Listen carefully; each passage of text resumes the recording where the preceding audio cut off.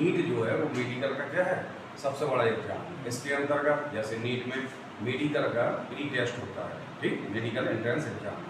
इसमें तुम्हारा सब्जेक्ट कौन रहता है, बायोलॉजी, केमिस्ट्री और फिजिक्स, ये तीनों तुम्हारे एंट्रेंस एग्जाम में आती हैं।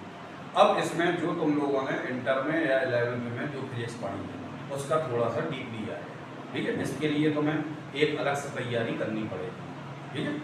अब इसके बाद जैसे आज अपन पढ़ेंगे इलेक्ट्रिसिटी खंड का पहला चैप्टर कौन सा है, Coulomb's law and electric field. Coulomb's law. अब इलेक्ट्रिक क्या होती है, जैसे अभी आप अपने चारों तरफ कैसे घिरे हुए हैं, इलेक्ट्रिक से, जैसे पंखा चल रहा, बल्ब जल रहा, ये सब क्या है, इलेक्ट्रिक है। अब इसके अंतर्गत आज के दौर में जीना क्या है, मुश्किल है। अब इसके इलेक्ट्रिक में जैसे विद्युत आवेश। अब विद्युत आवेश क्या होता है, यानी कि इलेक्ट्रिक चार्ज। जैसे जनरली अपन लोग बोलते हैं कि मोबाइल को चार्ज करना है, इंडक्शन चूल्हा को चार्ज करना है, ठीक है, प्रेस करते हैं तो इलेक्ट्रिक की ज़रूरत है।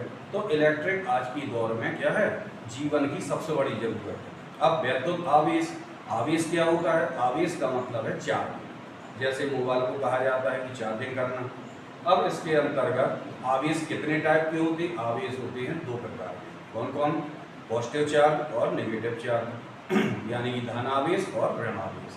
आवेश को कैसे व्यक्त किया जाता है, आवेश को अपन करते हैं Q से। आवेश का मात्रक होता है, आवेश का मात्रक आप कूलाम होता है। इसको कूलाम नाम के वैज्ञानिक ने इसकी खोज की थी, इसलिए इसको कूलाम कहा जाता है। तो मतलब कूलाम उन्होंने अपने नाम पे दिया था। Q equal NE। अब NE या Q इक्वल IT फॉर्मूला होता है। I क्या है, विद्युत धारा, T क्या है, टाइम, Q क्या है, विद्युत आवेश। N क्या होती है, एक फॉर्मूला और बनता है Q इक्वल NE। N क्या है तुम्हारा, N कहलाती है नंबर ऑफ इलेक्ट्रॉन, यानी कि इलेक्ट्रॉन की संख्या।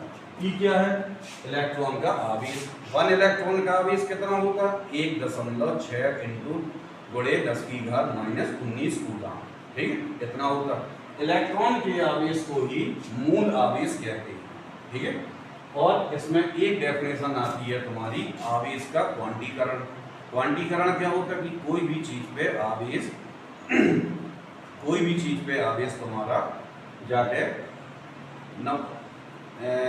फ्रैक्शन में नहीं होगा, यानी कि भिन्न के रूप में नहीं होगा। 1/2 नहीं होगा, न 3/4 होगा, न 4/5 होगा। जैसे तुम्हारे घर में कोई जनसंख्या गणना करने वाला है, अब वो पूछेगी आपके घर में कितने सदस्य हैं, तो तुम कभी उससे ये नहीं कहोगे कि हमारे घर में 4 बूढ़े हैं, 2 जवान हैं या 2